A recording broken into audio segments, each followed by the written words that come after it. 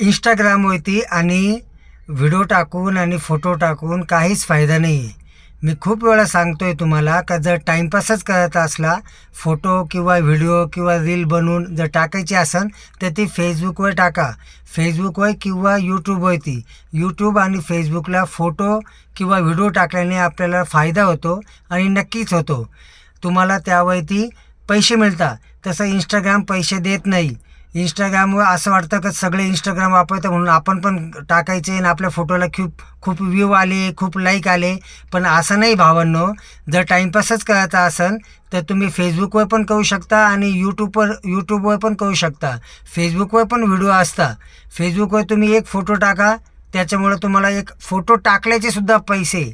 तसंच यूट्यूबला व्हिडिओ टाकल्याचे सुद्धा पैसे मिळतात. तर कृपया तुम्हाला खूप वेळा सांगितलं आहे मी का इंस्टाग्रामवरती तुम्ही टाईमपास करू नका.